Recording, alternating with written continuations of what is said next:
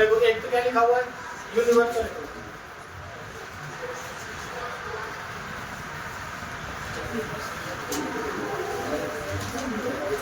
एक लिखा है साइंटिफिक फैक्ट।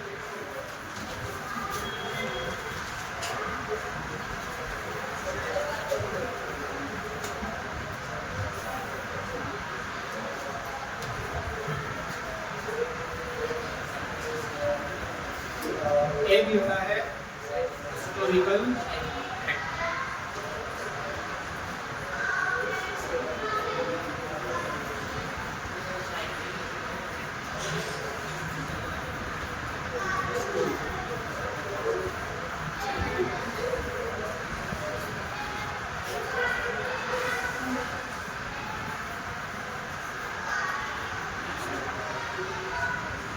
ये अगला साइंटिफिक वैल्यू।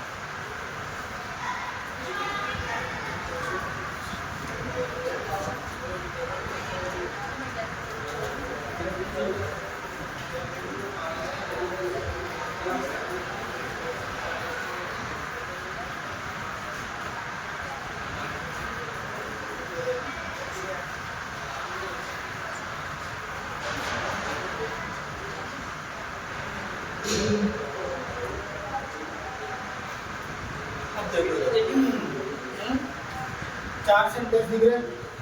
फर्स्ट कौन सा है यूनिवर्सल। यूनिवर्सल का मतलब क्या होता है, ऐसी बातें जो कभी गलत नहीं है। सन कौन सी साइड से निकलता है और इस साइड से निकलता है, निकलता ईस्ट से है। ये है यूनिवर्सल, इसको हम चेंज नहीं कर सकते। ठीक है, तो क्या करना है, सबसे पहले सब्जेक्ट सेट इसमें चेंज होगा, आगे कनेक्टिव यहाँ पे। ठीक है, अब क्या करना है, देखो जब ये सिचुएशन चेंज नहीं हो सकती तो हम इसको चेंज थोड़ी कर सकते, चेंज नहीं कर सकते। तो ये sentence the sun rises in the मतलब रिपोर्टेड स्पीच का जो पार्ट है उसमें कुछ भी चेंज नहीं करना, सेम आएगा जैसे दिया हुआ वैसे का वैसे। नेक्स्ट क्या लिखा हुआ है साइंटिफिक फैक्ट। साइंस से रिलेटेड जितने भी फैक्ट है, साइंस की जितनी बातें हैं वो कभी चेंज नहीं हो सकती। तो यहाँ पर भी क्या हो जाएगा, टीचर सेट का क्या हो जाएगा और मी। कनेक्टिव क्या लगाएंगे, आगे देखिए water boils at 100 degree centigrade, तो ये सेम आ जाएगा वापस।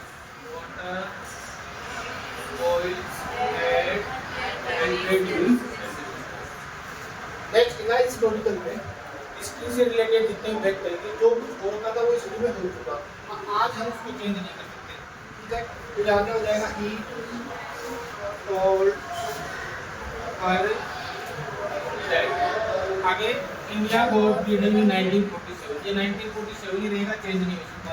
ठीक है, क्या आ जाएगा, इंडिया गॉट फ्रीडम इन 1947।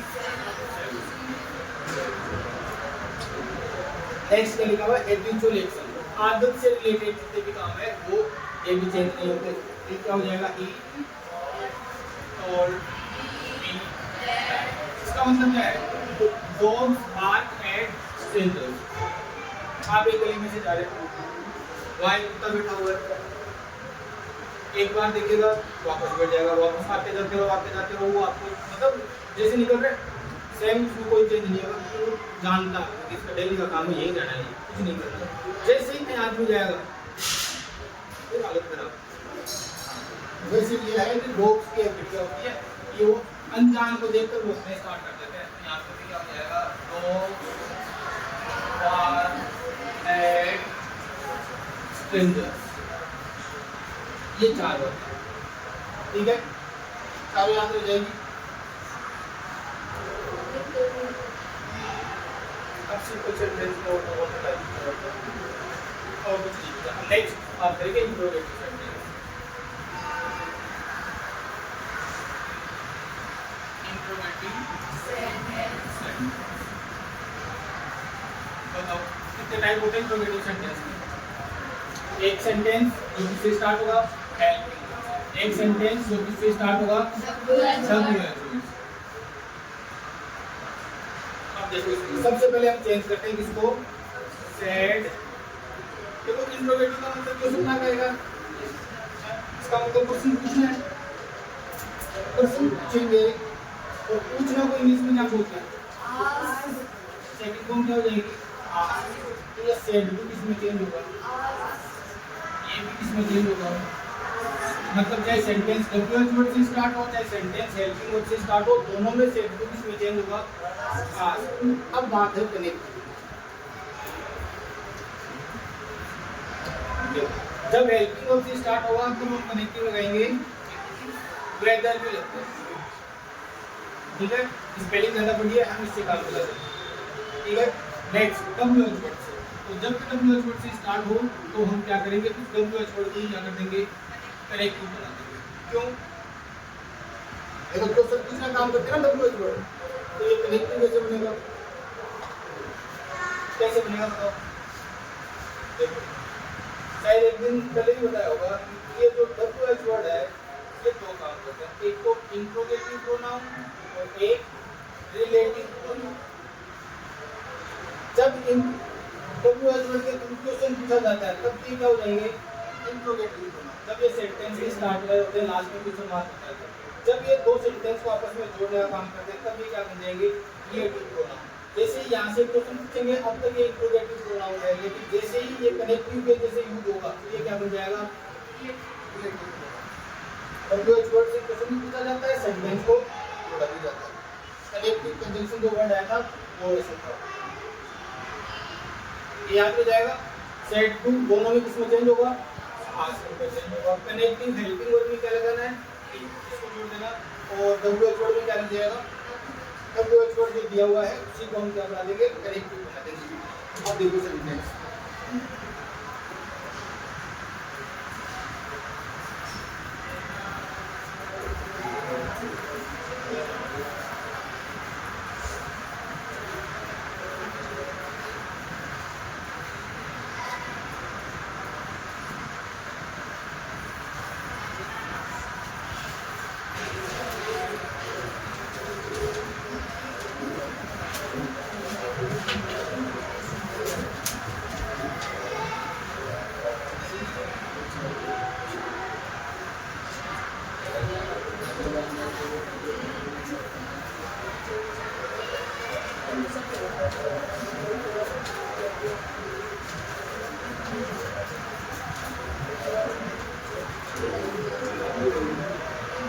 देखो लिखा हुआ है, he said to me, did you know him?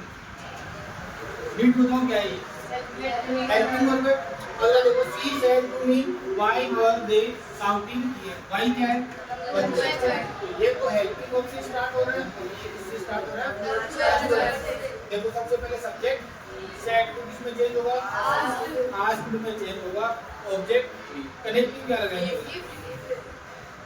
अब देखो हमें क्या करना है, हेल्पिंग वर्ब यहाँ और सब्जेक्ट यहाँ, क्योंकि अब ये सेंटेंस है वो सिंपल में चेंज हो जाएगा, यहाँ पुलिस को पाएगा ये हट जाएगा, ये हटेगा, इसका मतलब हेल्पिंग वर्ब आगे सब्जेक्ट पहले।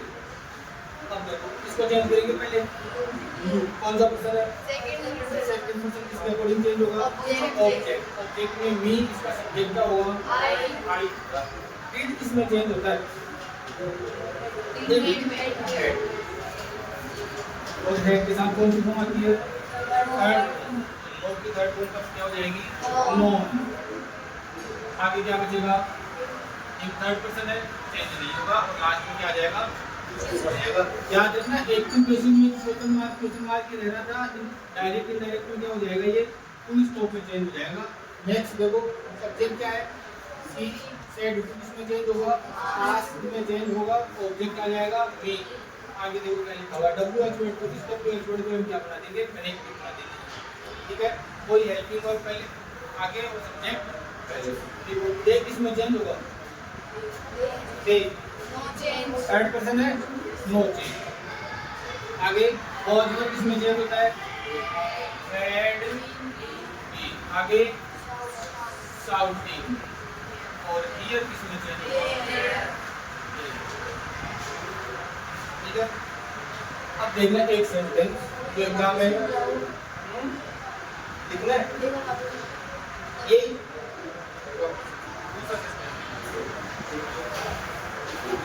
सी सेड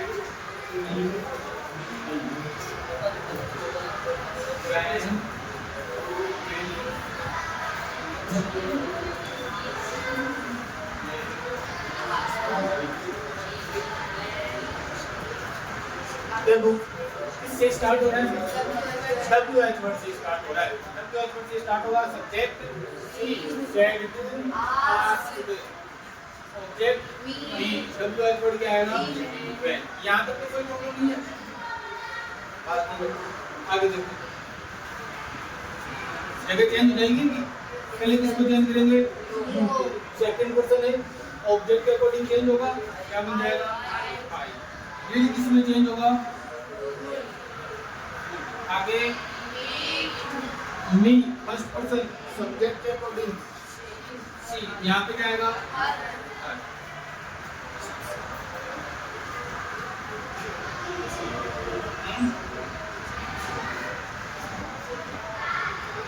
दूसरा सेंटेंस देखना है।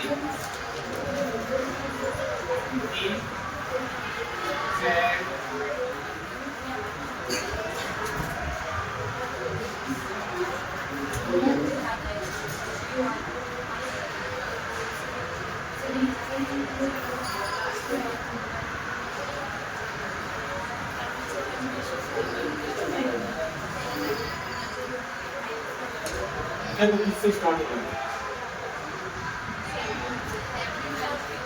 अब इस सेंटेंस को तो ध्यान से देखेंगे, पहले बताऊंगा। एग्जाम में आता है, ये बहुत बार आता है, इसलिए भी इसी करते सबसे ज्यादा है। तो इंट्रोगेटिव से स्टार्ट हो रही है, देखिए लास्ट में क्वेश्चन मार्क इंट्रोगेटिव है, हेल्पिंग वर्ब से स्टार्ट हो रहा है। गलती का होगी तो ध्यान से देख लेना, उसके बाद जब टेस्ट होगा उसमें क्वेश्चन 100% ऐसा आएगा, एग्जाम में भी जरूर आता है। ये गलती का होगी वो ध्यान से देखना। सबसे पहले सेट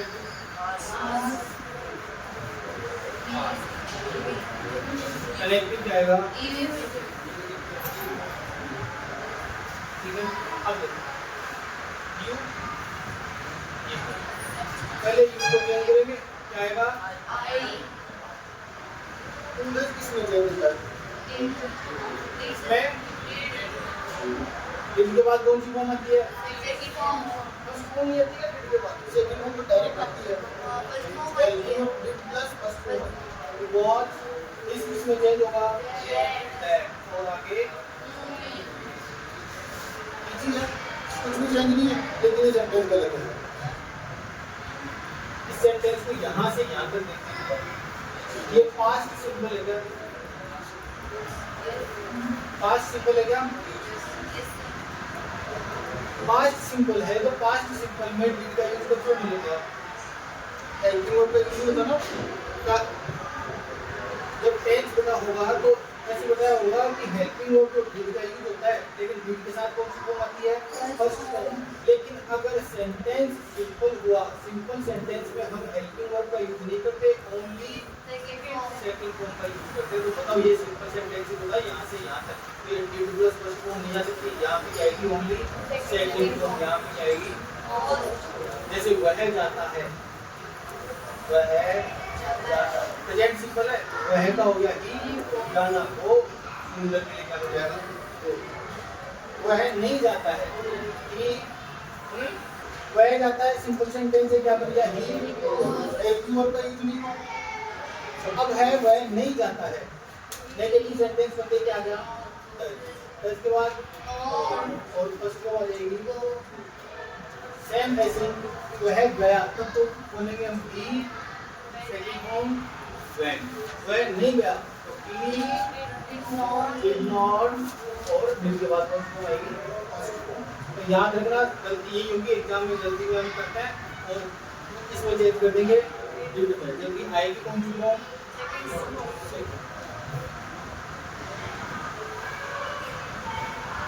अब देखो एक और सेंटेंस बता देता हूँ।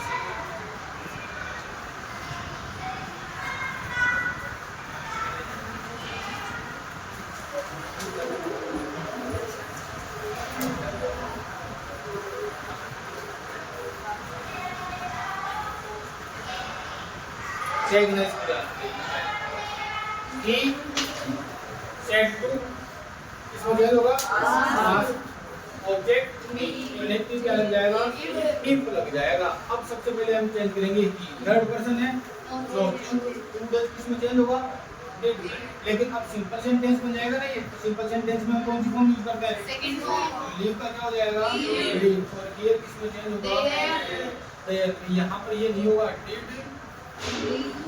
इसका ध्यान रखना है बस, ये नहीं करना।